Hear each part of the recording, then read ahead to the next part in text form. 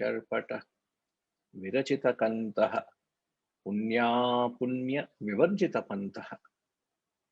So the first half of the verse, he says, Rathya charpata virachita kantaha.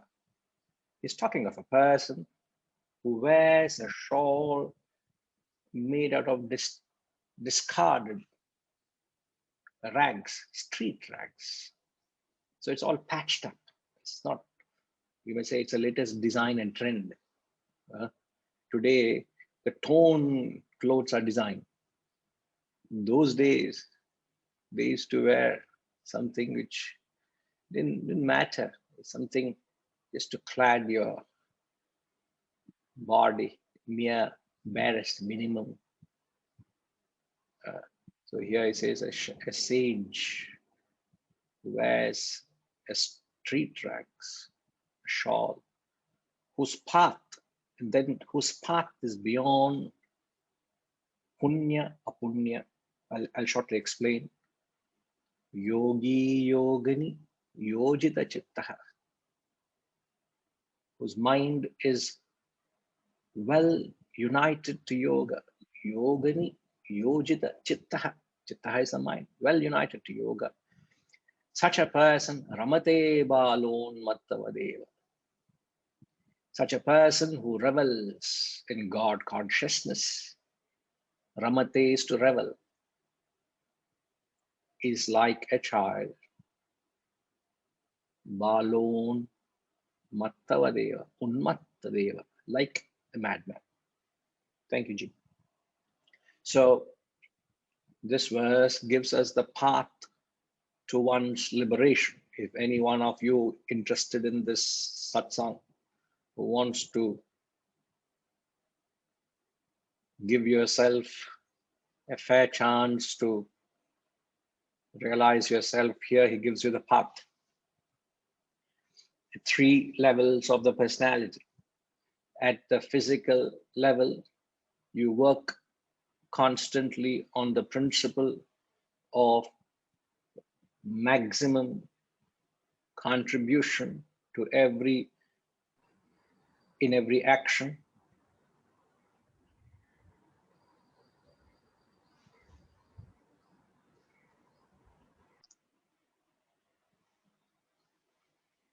A maximum contribution in every thought, a spirit you adopt of what can I do, then what can I gain, that precedes the action, that permeates the action. You would not rest content until you uphold the principle of service and sacrifice. Never you would adopt a thought to gratifying your own personal ends. As we spoke last week of living a life of a cow or a bull, the principle they symbolize of taking minimum and producing maximum. Now, when you live such a life, invariably it blesses you. Invariably, you will always have more than what you need. As the law of life that functions here, it is the way to gain anything in life is to lose it. This is the law of life. The great Ramatirtha talks about it. If you want to get anything in life, it's just to lose it. Just drop it. Just give it away. The more you give, the more you are enriched with it. The more you clamor and court and aggrandize, you would lose it. This is the law of life. It's not my opinion. So you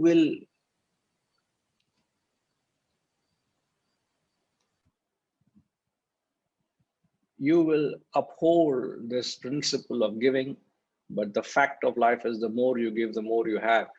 The more you have, you don't change your stance. The more you give. The more you give, the more you get. What do you do there? I'll give more. Why are you giving more? Not to get more. so that I can give more. So the attitude is to constantly give and part and serve, but you don't necessarily lose your focus on aggrandizing and hoarding and keep it as a security for tomorrow. The very act of service and sacrifice in itself becomes the most secured act, the most secure thought, you know. So it gives you that necessary insurance, the mental insurance. But you may keep necessary minimum for your resources. Here, the sage his minimum was a shawl made of street rags. Now, whatever is your minimum, keep that minimum for yourself. Nobody is saying to be unintelligent. Nobody is telling you to be impractical. Then thereafter don't say, I also ended up having to wear street rags because I'm trying to apply this verse. Don't take it, don't be unintelligent. We're not saying to be unintelligent. It's just trying to be practical. You have provided for yourself, but the accent is that you want to live a life of giving, all right? And then the second aspect, I think we didn't touch on this, where it talks about you lead a path where you transcend punya and apunya. Punya and apunya, vivarjita pantha. You transcend, you go beyond the merit and demerit. Now, as we know, there are three types of actions that's possible. One type of action is action propelled by your selfish desires. Second is an action propelled by an unselfish desire. The third is our actions propelled without a desire. These are the fundamental three actions every human is performing right through the course of his active life. Even when you're inactive, you're performing some kind of an action, isn't it? You like it or not, you're acting.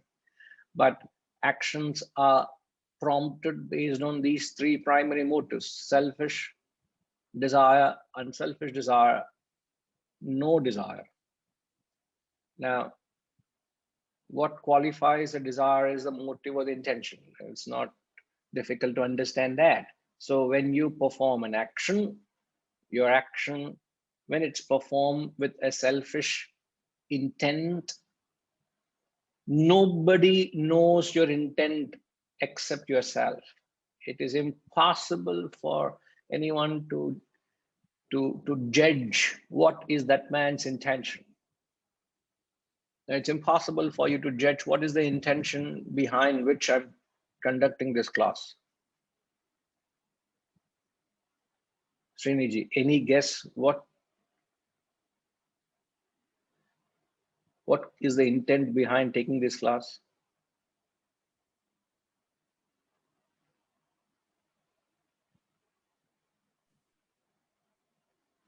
The intent on this class for me is personally learning and educating myself and just being a little more knowledgeable. That is not the intent. I'm not asking about yourself. I'm asking, I'll come to that. I'm asking, do you know what is the intent behind me conducting this class, not you attending? I think you've mentioned it many times, that this is your real passion in what you would like to propagate the knowledge of this Vedanta. And that is your inner desire, and that's your motive, that's your, without any, I would say in an unselfish way, I would say that's the way I would quote it. This is what you're truly behind it, and that's what motivates you and gets you going. And you just want to share this knowledge of what is certainly not known to me. We may know fringes about it, but not to the depth of what we are going through. Okay. I will not take anything away from you, but you're fundamentally failed the exam. I'll get RPG to help here where you failed the exam, because the whole thing pings on one quintessential statement I made while I was explaining. one quintessential statement, and you violated that. I'm very sorry. I got to speak the truth, Sriniji. Please forgive me for that. Okay.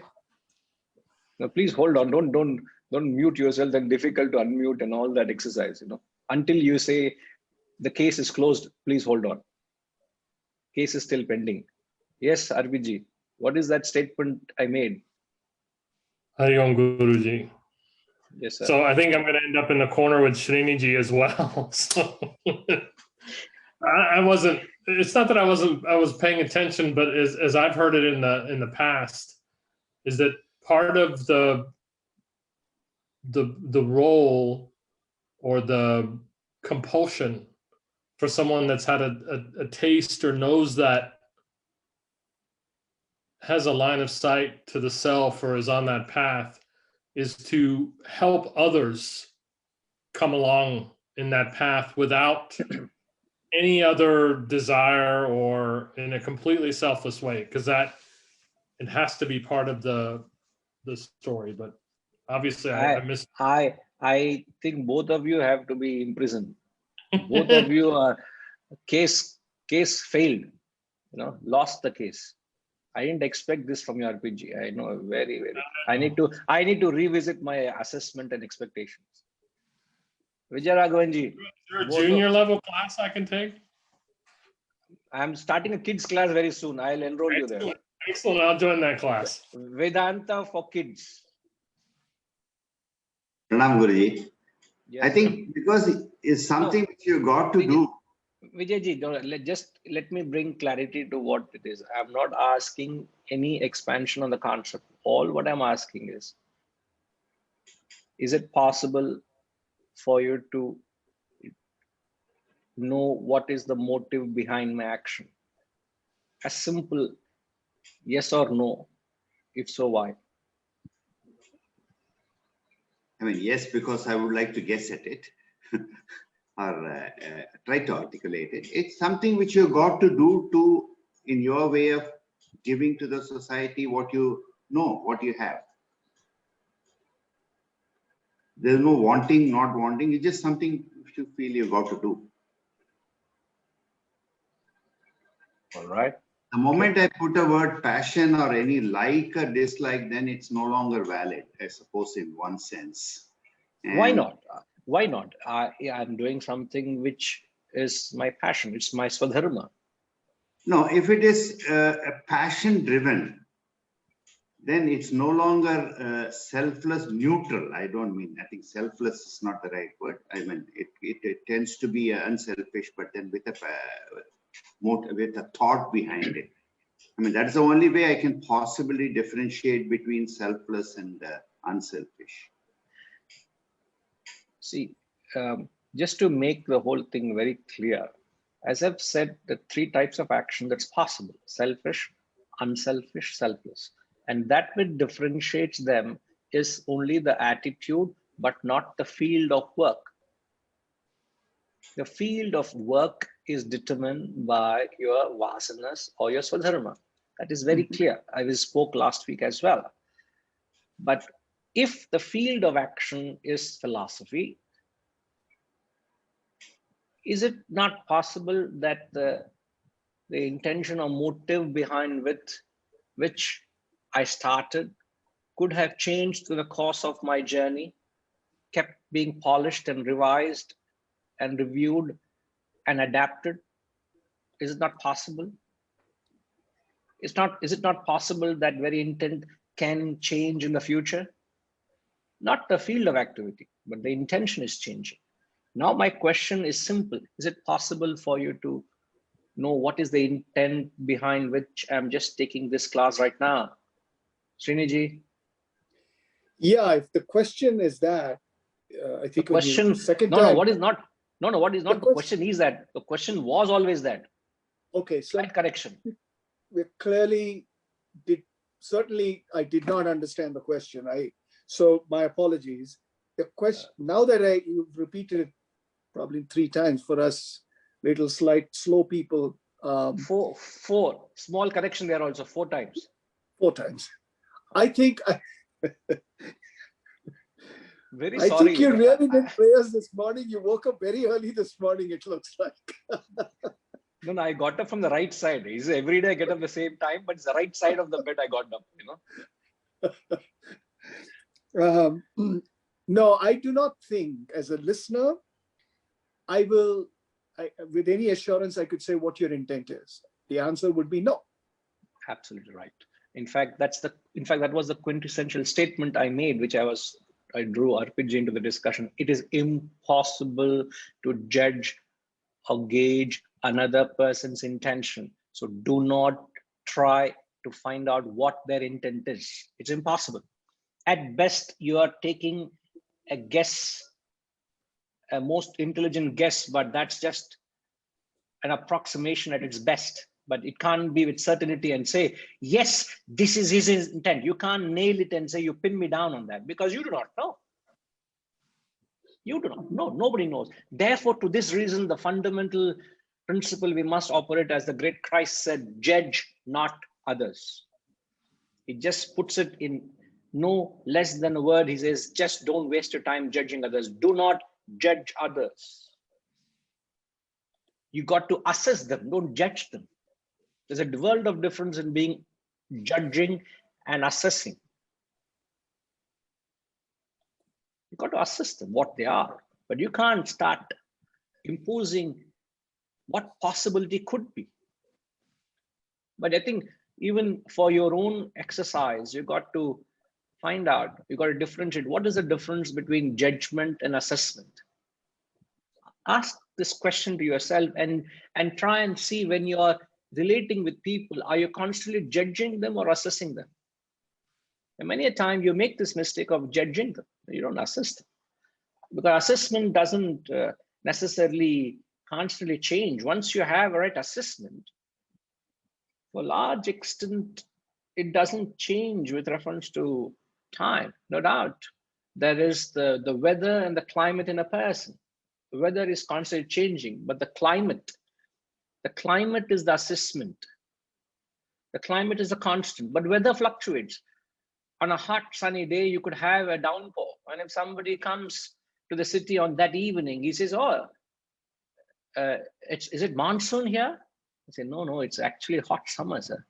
But how is it? It's so windy and it's overcast and it's a beautiful weather. I think it's rained a little while ago. Yes, sir, but the average temperature is 45 degrees.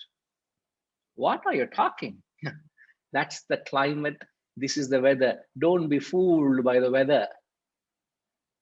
So you all may be seeing the weather of me. You do not know my real climate. Is it not possible? Is it not possible? I'm just throwing. It's very much possible. But don't start quoting me. It's just a possibility. That's all right. Reality. This is what I am off screen also. Don't worry. Because some of them see me off screen also. So if this be the case, you could perform selfish actions, unselfish actions. Now you must be very conscious, very important, because that's what you're doing. And every action has a consequence. So when you perform actions with selfish intentions, those selfish actions has certain fruits. The fruits of selfish actions he called as papam. You accrue demerit. They will haunt you.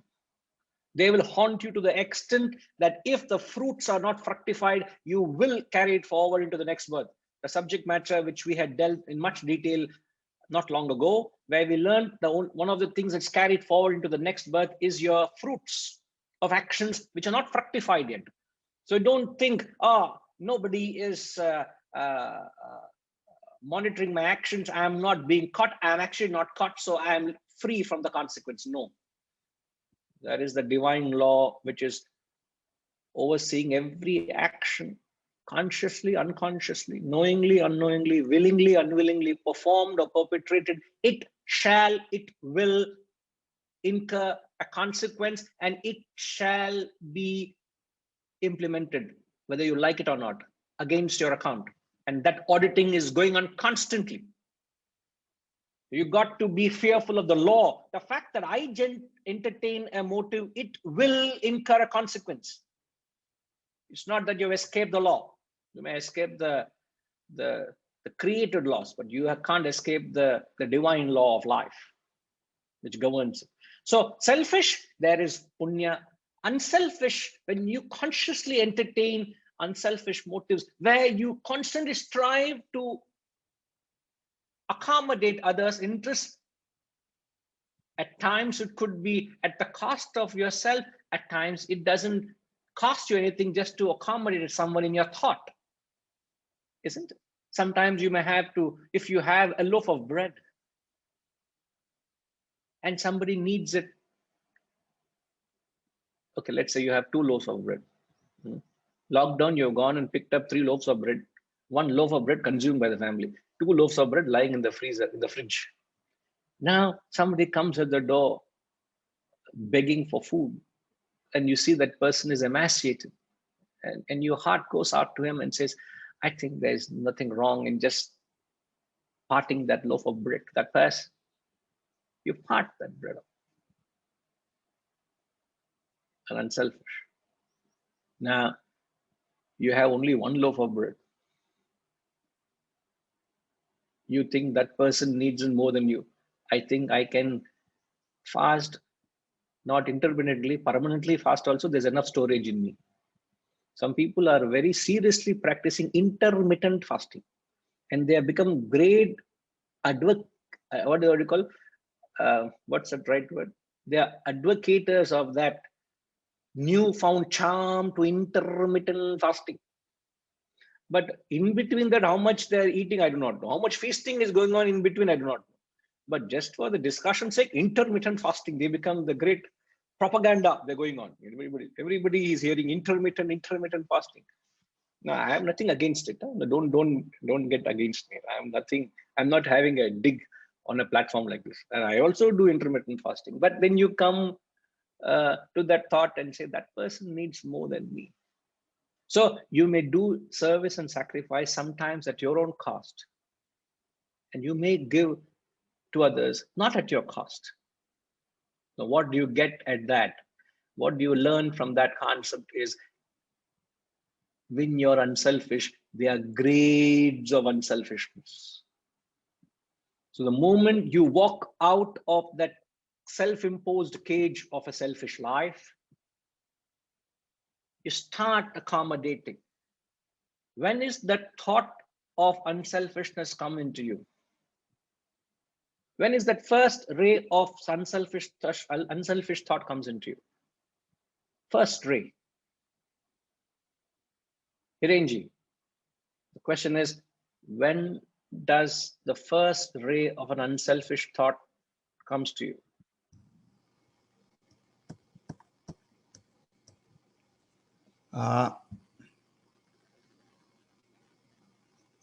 That I can, that when I realize that the other person's need is more than me. When is that? Yeah, that principle you're right. Yes, but when is it that first thought comes into you?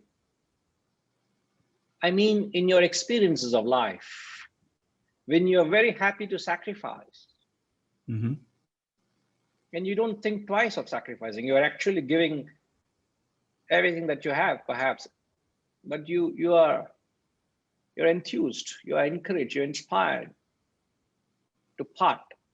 But when is it that comes into you? I'm not sure. In fact, all of us have experienced it. All of us have. I'm just trying to Explore. make you all think. That's about all. But it's not that you don't have it, I don't have it. All of us have it. We're all somewhere there. But where does it trigger? See, the saying goes, you only know the value of what your parents have sacrificed for your well-being only when you become a parent, isn't it? What does it take to bring up a child? What does it take to mold a child? What does it take to sacrifice your time, your comforts, your conveniences, your resources, your energy? So much of your life is taken out of you to bring up a child, isn't it? And that thought really dawns on you only when you become a parent. Till then, you don't know what it is, the value of what a parent does, isn't it? So the first ray of giving is when you have a family of your own. When you identify with some entity, some unity, some unit rather, you identify with some unit out there. It could be a family. So your family is the first opportunity where you start experiencing the spirit of sacrifice. You give. Okay. It could start even at a very young age. Parents tell you, you have got something you must share with your brothers, your siblings, isn't it? It starts with a very young age, but it starts with your family. Before that, you do not know. Before that, you're only thinking of, what can I get? I want that toy. I want this dress. I want to do that. I want to do this. It's all I and my. It's constantly me personified. That selfishness. Isn't Could it? it not be developed with a friend or something? Same way, if somebody doesn't have a family? It is always possible. Yes, yes, yes. Mm-hmm. But whichever, I'm just trying to drive a concept here. It's not that it necessarily triggers. It could be a various triggering points, you know. Mm-hmm. But when we talk of, so unselfishness starts the moment you step out of your self-imposed cage of selfish life. Okay. So the first step, and then where does it end? Where does unselfishness end? Let me engage somebody else here, NG. Yeah, I just wanted to make sure you're with the thought. The next question is, where does unselfishness end? Everything that starts has to have an end, no? It's not in perpetuity. The question is, where does it end? Dr. Anant Kumar, who's announcing himself by Vanitama. So I need to be very clear whom I'm asking.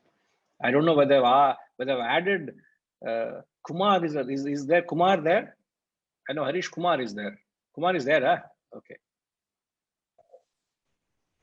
Guruji, I've got two guests also. Namaskaram. Welcome to the satsang. Namaskaram. Good to have you all. Hope you are following. Yes. Vintunar. We are classmates from Karnool. Classmates from? Karnool. Oh, Karnool. Okay. So నాకు తెలుగు రాదండి, అంత కొద్దిగా వస్తుంది నాకు తెలుగు. అనంత్ గారు ఆ class తర్వాత తెలుగులో లెక్చర్ ఇస్తారు మీకు.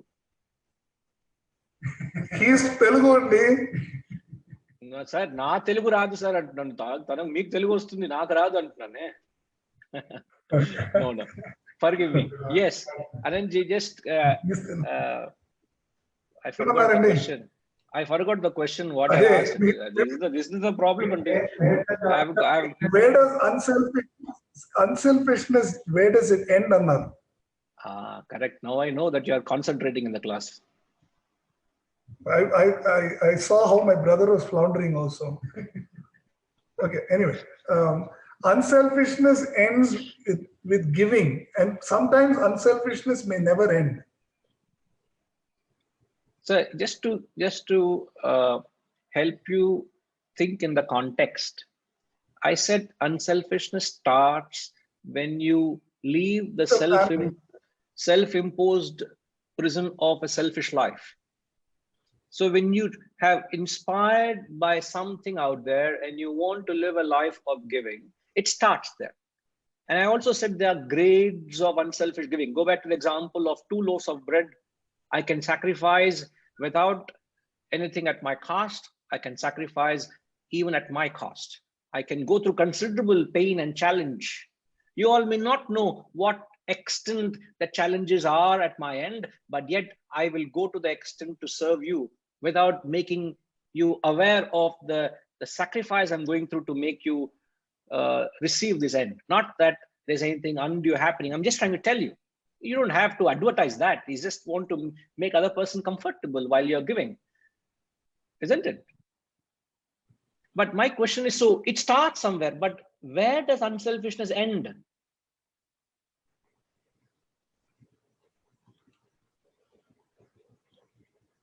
you will have to fall back on what I said, Anandji, before. Something inspired you to go out of your selfish life. Yes. It need not end is what I'm trying to say. I mean, you could be in that state forever. So the Like question is, so you are saying it will never end, huh? It could. Eppo, enge. Other question, when does it end? I'm not saying, does it going to end? So I'm not giving you a thought for the possibility. I'm saying it is going to end.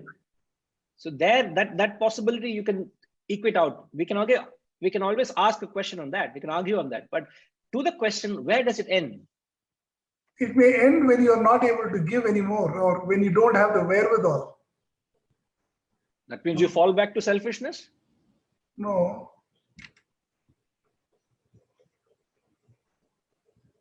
Then what? What do you mean not able to give? When your means are so limited that your own existence comes into question. Sir, could you come into the screen, please? If I could request you, if you can pull your chair into the screen. That's fine. Now, you may be in a situation and you may come to a point where your own existence itself comes into a question and it may end. That's where you start back thinking about your own existence rather than trying to give it to others. That's how you become, you can say, selfish again. So a soldier, in the process of defending his country, he's willing to receive a bullet on him to defend the nation. Oh no, I am going to be killed and my family is going to be left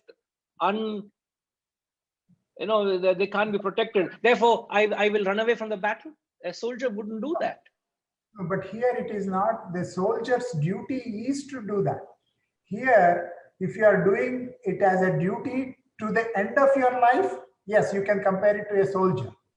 But if it is not, because you are starting at a point where you are sufficient yourself and you are happy with what you have, and you have enough and you have consumed enough of what you have for your own existence, then it started giving it, because you are not starting to give to the point that you starve to death. I get what you're saying, sir. I really get what you're saying, but we don't have to categorize that act of a soldier by saying it is his duty to die. A soldier's duty is to defend the nation, but he is willing to sacrifice his life for a cause he believes in. For a cause he believes in. So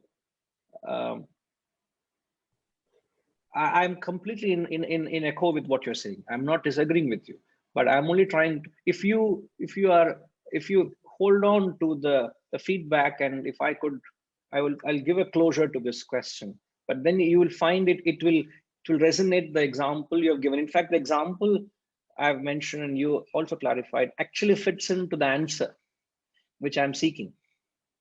But just hold on, just be a little patient. If you want to comment, I'll want to take their views. Siddharamanji, if you could stick to answering the question, sir, where does unselfishness end, sir? Hariom Guruji. Yes, sir. When you give without motive, when you become selfless, commencement of selfless. All right. You continue to give, but without motive. This is the answer I was looking for. Unselfishness ends when you have entered the presence of selflessness. Unselfish starts when you leave the self-imposed cage of selfishness. Unselfishness ends when you enter the presence of selflessness. So, and the only logic behind that is, at the very beginning, I said that 3 types of action that's possible: selfish, unselfish, selfless. The 3 grades of actions. The lowest of grade is selfishness. The highest of grade is selflessness. A selfless action has no motive at all, no desire, no prompting. Now, how can you conceive an action without a desire? See, it's very easily possible to understand what goes into a selfish and unselfish action. A selfish and unselfish action have a distinct fruit or expectation in mind. It's just that it has a selfish tint, another has an unselfish tint. You expect a fruit. You expect a distinct fruit from an action. When it is selfish, you get that fruit and its consequences. When that fruit is unselfish, you get that unselfish reward, and you're rewarded for that unselfish act as well. So what I'm getting at is, in simple terms, selfish and unselfish actions are done as a means to an end. Sorry, not as an end in itself. I'm very sorry. Selfish and unselfish actions are done as an end in itself. It's a, what do you use that word? It's like a business. It's like a transaction-based actions. If I'm doing something to you, if I don't get a satisfaction out of it, I will not do it. It's unselfish. As the gentleman, I don't get your name, sir. You said, why would I give my life? In the Tale of Two Cities, Anandji, what is the gentleman's name? I didn't get.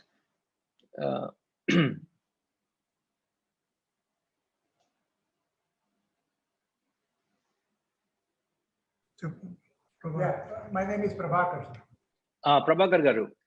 So the point I was making is, in the play Tale of Two Cities, written by Charles Dickens. I'm sure you have read of the works, you've seen the beautiful classical play. There's a great reference to the hero of the play, Sidney Carton. Here is a man who gets himself guillotined and gives his life away for his friend. And he's not a soldier. He just gets himself guillotined for his friend. He sacrifices his love, he sacrifices his life, and nobody knows until the whole act is done. And at the moment when he's the last words, he's all a serpentine queue towards that pedestal where it's all happening. That scene is happening in a public square, being guillotined, and he's just talking to himself. It's a far, far better thing I do that I've ever done. It's a far, far better place I go to that I've ever known. Getting himself guillotined. He's not a soldier standing there in a war, sir. He is happy to give his life away for a friend, for a cause. Perhaps I may not be able to do that. You may think twice of doing that, but there's somebody out there who has done it, who's captured it, it's been immortalized. It's not just giving a loaf of bread, sir. It's a question of giving your life away for a cause you believe in. We can easily sit in the comforts of a home and say, oh, it's a duty of a soldier to get killed for the nation. That's what he's being paid for. Not at that. How can I say that, sir? It's not right for me to talk that tone. So also is your duty. You also have the duty as a human. What is your duty? What is your dharma? I also have a duty as a dharma. What is my dharma? To sacrifice myself for what? For a cause I believe in. Just because I don't identify, it comforts me to be in a selfish realm? Nay, no. In fact, the Shastras say this world is not designed for the non-sacrificers. If anyone amongst us don't have the spirit of non-sacrifice, you're not fit to be in this world. We're disqualified. So then where are we? We find ourselves out of place. It's like a fish out of water. What the true dignity of a human being is to live that spirit of sacrifice. But this is where I'm saying the grades of selfishness is where we all are. Most of us are. And there's some who've gone beyond this and reached the highest selfless action. So selfless actions are done when you do it as a means to an end. That's the difference between selfish and unselfish. Selfish and unselfish are done as an end in itself. They are only done to meet a certain fruit. You have a certain fruit in mind. You want to get that. When you get that, you're happy. But they have the consequences. The consequence of selfish fruit is you acquire papam, apunya. The fruit of unselfish action is you accrue merit, punya, some good you have done. You have accrued merit. Knowingly, unknowingly, you have been giving, you have been sacrificing. Giving is not writing a check, please. It's not writing a draft or sending instructions to the bank. Please send this much amount every month to this account and I forget about it. Okay? Is that a one-time transaction and forgetting about it? Would you have done that to your child? Oh, every month I'll give you $500 for your bringing. Thereafter, I'm not bothered. You arrange for buying diapers, milk, caretaker. I don't care. You do that. Would you do that to your child? When you switch off and say, I'm not mindful of your growth and upbringing and concern, is it a one-time act? Is it a one-time instruction given to a secretary to say implement it? I have signed in a sheet, a check and say, secretary, please make sure this organization gets that much. Done. Is that sacrifice? It is sacrifice. But what is, now this room is well lit. You all can see my features, is I'm presentable. But this light, which is perhaps you may say is too bright. If I switch off a couple of lights, it becomes dark, isn't it? The very same light, which is quite bright, if I bring in a couple of more powerful halogen bulbs, it becomes too bright even for me to sit. And sometimes you go to these day-night matches, don't we? And you sit under that floodlit stadium. Oh, by Joe, it's so bright. And it's actually a spectacle when they have these drones which go high up into the sky. They give you a panoramic view of that stadium. It's just like a jewel. It's just so brilliant. It's so majestic. Even that 10 o'clock at night, you have an event going on, 100,000 people seated, and it's such a joy to just watch an event happening at midnight, late into the night. But what is that same floodlight? Let it be on till 10 o'clock in the morning next day on a bright sunny day. Send the same drone up to see the same powerful floodlights. What is that floodlight compared to sunlight? You don't even know. Are they on actually? Are the lights on? You would question. So this is the grades of unselfishness. You got to attempt to raise your bar of unselfishness. Don't say, I am a giver. No, I'm already giving. That's all I'll do. You're stagnant. You will not grow. You're not growing. Every unselfish act is gross selfishness from a higher standpoint. Remember this. As you see someone grossly selfish and you say there's something wrong with it, somebody from a higher standpoint see gross selfishness in your attitude. You fail to see that. And this is the attempt. This is the job of the guru, to pull you out of your comfort zone and say, raise your level of unselfishness. Raise your spirit of sacrifice. To what extent? To the extent where you can sacrifice yourself away for a cause you believe in. I'm not saying you to sacrifice for a cause you don't believe in. For a cause you believe in, can you sacrifice your life? Can you sacrifice your life for your child? You want to be for your family tomorrow. If it's you or your child that has to live, would you want to say, oh, let my child die, I want to live? There are people who say that also. Prabhakar Garu, would you sacrifice your life for your child, sir? Just an example, please. Forgive me for the example. If situation comes, would you agree with me that if somebody has to sacrifice a child, if my family has been the cause I believed in, would I sacrifice my life for my family? I will. You will. But I will the great, definitely for my, that is the difference between you and who? You are great, sir. You are able to say that. But you know, when what was Valmiki before we make him Valmiki? Huh? Thief, a dacoit. What is his name? For a moment, I'm blank with his name. Huh? Ratnakar, correct. There was this man, Ratnakar, and he went to the family and said, I'm doing so much for the family. Would you share my karma? They said, go to hell. You give us and you go, and so if you think you're doing wrong, you will go to hell. You go to hell. I'm not going to come to hell and face the fruits of what you have done. That's what woke him up. All of us are doing for the sake of our family, but then the family will say, I don't want anything but what you give for our benefit. They're not willing to share anything other than what they want. So all I'm saying, sir, is this grades of selfishness. But remember, selfish and unselfish are an end in itself. Write that down. It's a very powerful thought that will wake you up, give you a jolt. Selfish and unselfish are only as an end in itself. Selflessness are as a means to an end. And the means to an end, you will only become selfless. Now, when does your actions become selfless? It's a very important thing you must note, because we very often use the word selfless. Including other day, Harishji and me were going through a document and I read that word selfless. What did I say, Harishji? Remember? There's so many things we talk, so I don't hope he remembers in one of the discussion.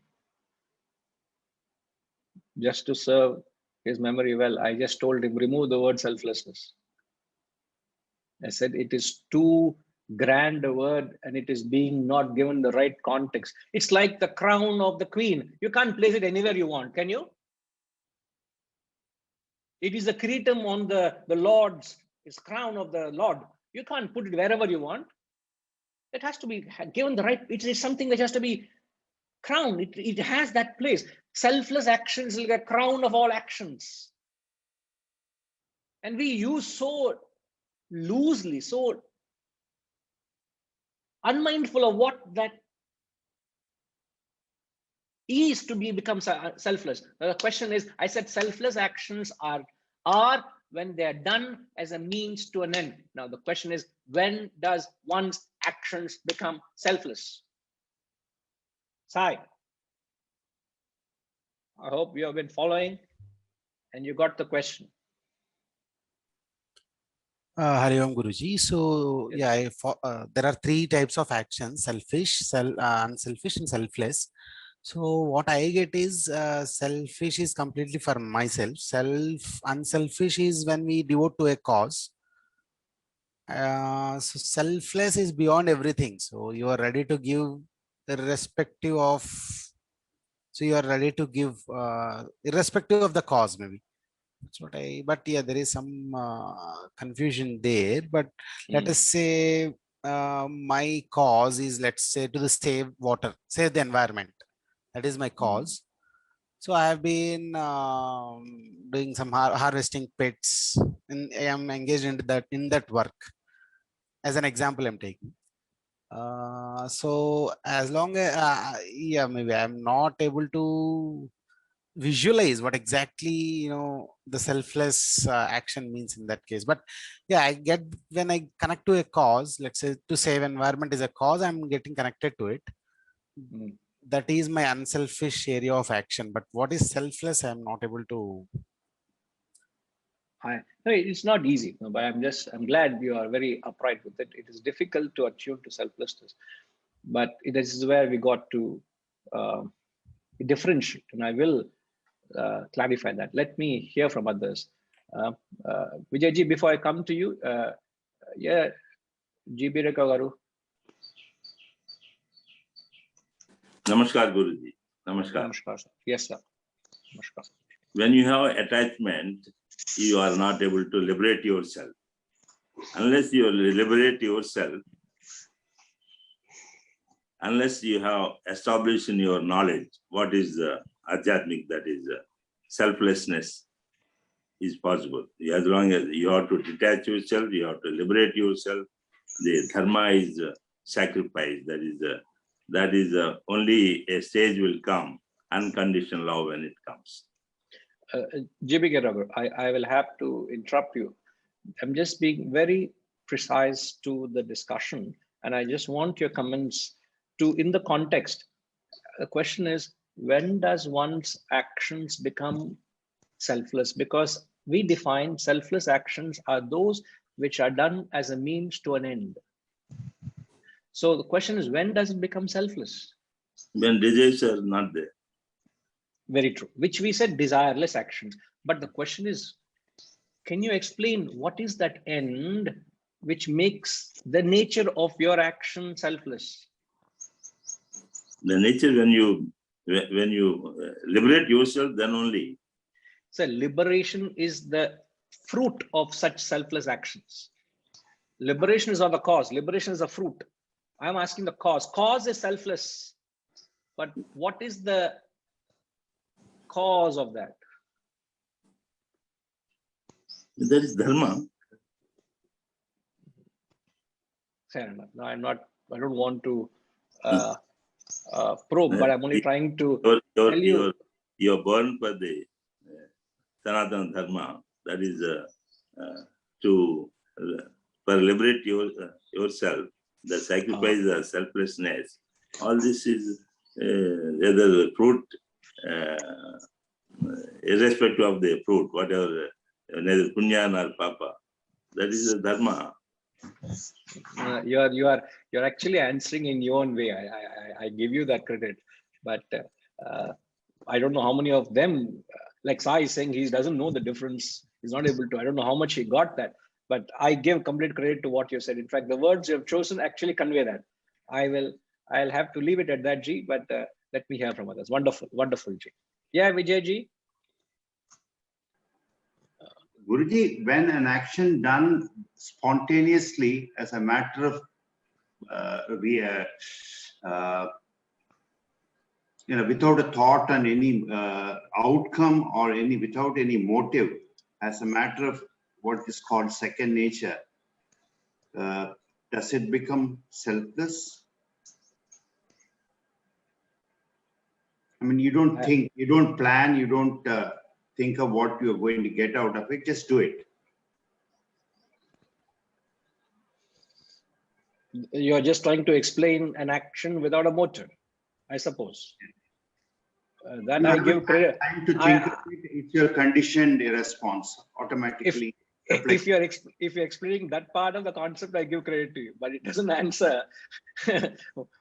How does it become selfless? What is that end which makes it selfless? There are two sections to that, as it were.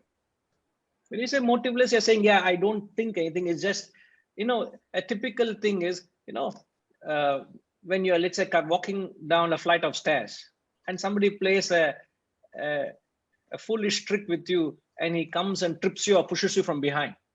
And obviously you lost your balance, you tumble down the flight of stairs and then you become Humpty Dumpty. Humpty Dumpty sat on a wall, I had a great fall. Then what happened? Why did you fall? I don't know. I just lost my balance, I tripped over, I fell. You're going to ask, did you have a desire to fall?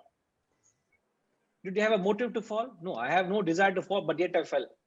That is kind of an act which is done when you don't have a thought backing it. If you examine that act per se, it is just done because it has to be done. It's an impromptu action. It's as it were, it's an action free from any mental impressions. But that doesn't really give any credit to the grandeur and the crown of action, which is selfless actions, which are most conscious of all actions are selfless actions. It's not an impromptu action. The most conscious of all actions. So what makes an action selfless is the question. So I take what you're saying, Vijay Ji. I'll have to, I think Rajendra Ji wants to say. Namaskar Ji. Yes, sir. Guruji, I think when you have a goal larger than self, that is the time all your actions will be selfless. Could you explain what that means, larger than self? Yeah, like Mr. Prabhakar was talking about a Fauji man, a defense man. His goal is that his country should not be touched by the enemy. He doesn't mind losing his life, losing his family, anything and everything. But his goal is, my country should be independent. My country should not be should not come under control of any other country. No enemy should be allowed to rule me or my country. Not me, rather my country, even if I lose myself. So that way, the goal set is larger than self. Correct. So if you put your family above yourself also, is it not that it's beyond yourself? The same principle. No doubt it's a loftier goal. If I put my family and I sacrifice my life for the family, is it not a higher goal beyond myself? Yes, to some extent, yes. Yeah, the principle applies to the pocket family. The principle applies to the family where you embrace the entire nation's interest. Am I right? Yes. But still, the intention is only to protect your nation. Your thoughts have gone as far as you have embraced 1 billion people, irrespective of race, religion, status, whether they recognize your sacrifice or not, whether the government concerns for you or not, whether it provides for your protection or you are willing to sacrifice our nation. It's indeed a very, very great sacrifice. But whether does it account for selflessness? Is it that the end? I'm only questioning that. I'm not saying it's a less act. I may not even be qualified to talk about it. So please don't get me wrong. I'm only saying, is it selflessness? I'm sacrificing for my nation. That's a very lofty goal. I can sacrifice for my family. I can sacrifice for the community. There are people who are tirelessly working to relieve the lives of people who are affected by the pandemic. The community is going through a terrible, challenging time. There are people going beyond their comfort zone, sacrificing all they have to make the community more comfortable. They're not talking of a nation, just my immediate community. I can't sit with comfort. I can't sleep in peace, knowing my community is suffering, in pain, in distress, in sorrow. I need to relieve them. It's a self-appointed obligation. Nobody has to tell you. That is also a cause. It's not the country. That also is a cause. You're thinking of a community. So the bar can rise beyond the country as well. Beyond yourself, your family also is, your community also is, your society also is, your country also is. But then what is the means to an end which makes your action selfless? So I want Rajendraji to be upright. I would call that as a very high unselfish act, but not necessarily a selfless act. You will gain great punya for your sacrifices because of the lofty ideal you've done. But is it a selfless act? I don't know. I don't think so.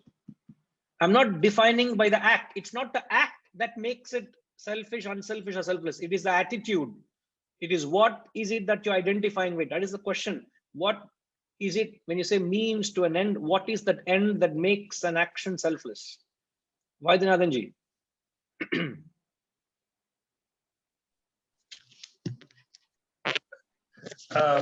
Selfish actions and unselfish actions result in karma, papa or punya. Selfless action results in no consequence of that nature. And that happens only when you know the self. So it becomes selfless action when you know the self, when you reach that there. Till that time, there is always a motive or a cause effect that's happening. The cause and effect doesn't happen only when you know the self. So actions become selfless when you know when you already know the self. Now, you have answered it, but I don't know whether people have understood the fine difference. In fact, you have answered it. I will not want to add anything to the answer, but you have nailed it. You have actually nailed the answer. But only confusion, a possible confusion can come, which I've clarified in the chat box, which is something which I can't say. Just look at the chat box. When you say selfless, what is it that you note? Rajima, can you read it? What is it that you note?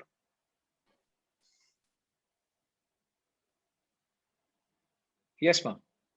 Selfless is equal to self minus self. It's not minus. It's leading hyphen. to self-realization. Leading to self-realization. So it's not minus. But what is it that you note between the selfless and the self? The self here is the small s. Yes. When you say selfless is the small s, whenever you use the word small s, selfless, it is egoless. It is no I. The limited I, the limited self is not there.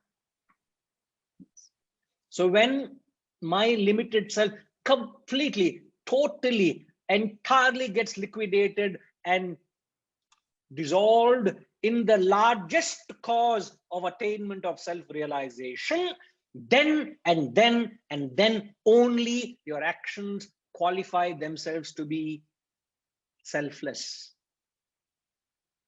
You got to accommodate the thought that when action, the only action which is performed as a means to end, the end here is self-realization. With G.B.K. Rao Garu said, it is liberation, it is moksha. I want to attain that state of salvation. I don't want to be bound in this bondage of birth and death. I want to be liberated from this. So I have conceived not just an ordinary goal, I have conceived the ultimate goal of self-realization. So is there anybody here who can not just conceive, who are inspired, who are driven? The thought of the self, the attainment of moksha, the attainment of liberation is the very spirit with which you act. Every action is done with that objective of attainment of that goal of realization. And when you do that, then you are operating from the platform of selfless actions. The difference between unselfish and selfless: unselfish are you have a goal, but the goal is relative goal. And the relative goal is grades of relativity. Sharing a loaf of bread also is a goal. Feeding my family also is a goal. Sacrificing myself for the country also is a goal. I want to serve the humanity also is a goal. It can be grades of goals. But when you say, I want to attain moksha, I want to attain self-realization, then your actions are selfless.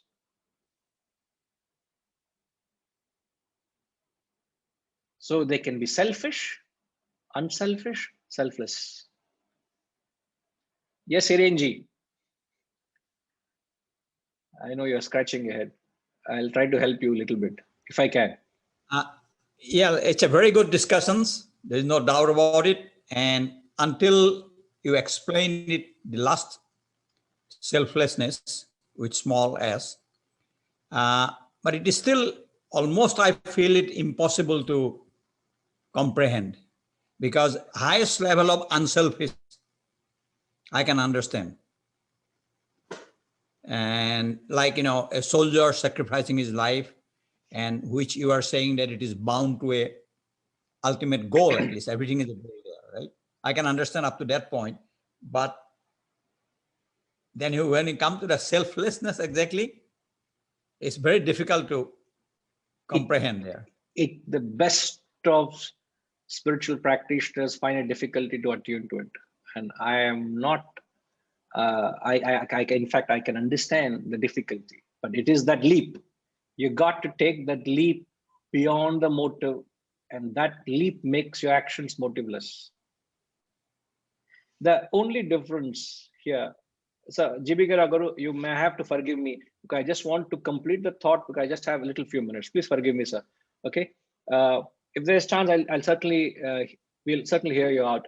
But just to clarify, because it's a very difficult, very intricate concept. It's like trying to pass the thread through the needle. You may have, we are struggling. You have to be very careful here. And you must be mindful that every word that is said is weighed very carefully, because it conveys something.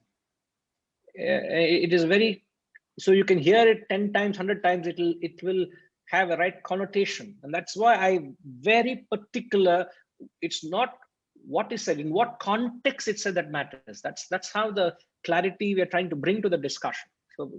So what I'm trying to help here, what would help perhaps? Selfish is you operate only on your own personal egocentric desires. you're operating to fulfill and gratify your own likes and dislikes. Hiranji, please write that down. Harishji, if you can capture this, please. Selfish actions are driven to merely gratify your own personal, egocentric, selfish desires, to gratify your own personal likes and dislikes. So when you do something you like, and if you avoid something because you dislike, you're doing only for your own personal gratification. That is selfish action. Unselfish actions are when you start identifying a goal. Now, a goal is defined as something, it has to be beyond yourself. I would do it even if I don't like to do it. I may dislike it, but if I have to do it, I will do it because it serves a larger cause, which is an interest beyond myself. It can start as low as the family. So the lowest of goals you can have is your own family. So if you're stuck to the family, remember you're a very low level. You're a beginner of your spiritual journey starts only where unselfish. Before that, you're a grossly materialistic, selfish fellow. Spiritual journey is unselfish. So if you're stuck to the family, you're all the time thinking of my family, my family, my family, that's it. That is your lowest level. And comes beyond that, then the goal is beyond your own personal interest, embracing a cause, and in brackets qualified as relative goals.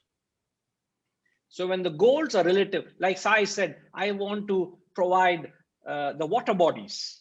I want to ensure the water bodies are not contaminated. I want to ensure there's water to the community. I want to ensure that the plantation, so that the nature, there's an eco balance. So you're working with that. So you want to do not to get name and fame for yourself. Huh?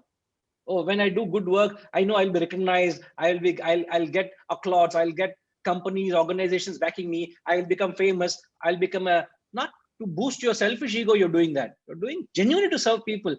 Nobody may recognize you, Sai. 10 years, 20 years of work you did for the community. Nobody covered you in the media. Nobody given you any recognition. The government doesn't support you. The corporate industry, no CSR supports you. But you are continuing to do what you have to do with your little way. A few people come together. No doubt it has gained momentum, but you've not got the recognition what your work 20 years you have done. But that doesn't dampen your spirit because you're not doing it for yourself. You continue to strive to serve the community. But if you get disappointed that nobody's recognizing my work, then you're selfish. Because you want recognition. You want applause. You want support. You want respect. None of that if you're getting, that is still selfish. That element of action is selfish. No action is 100% selfish. No action is 100% unselfish. But it is possible to have 100% selfless actions. If you're switched to that, it's possible. Technically, I'm saying. It's not that in percentage. If you have 100% switch to that, it's possible. But it's a very high level. Okay. So the goal is relative. And when you come to selfless actions, the goal is ultimate goal, which is self-realization. So when you can conceive the goal of self-realization and direct your actions towards that goal alone, then your actions qualify themselves as selfless. And that's what the verse says, Punya apunya vivarjita pantaha, whose path transcends merit and demerit.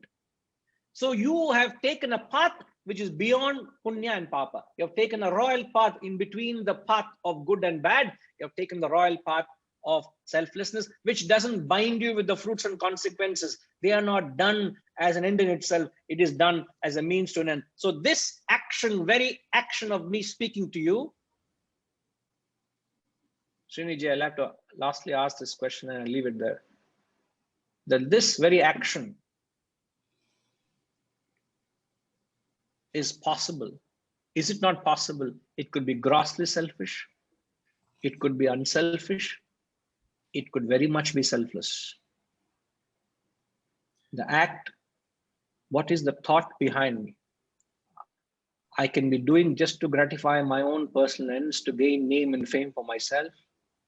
Or I could be doing it just to serve You all so sincerely wanting to learn. I'll put every effort to serve you all and serve many more beyond you all, to serve one and all. Or I can say, I'm just doing to attain moksha. Now, is it not possible that this action could fall into any of these three categories? Yep, it is very possible. But the verses, if you permit me, I know we are running a little bit ahead. It's a very deep verse for sure, because the way the verse is said is, first you're characterizing the physical embodiment of the sage with,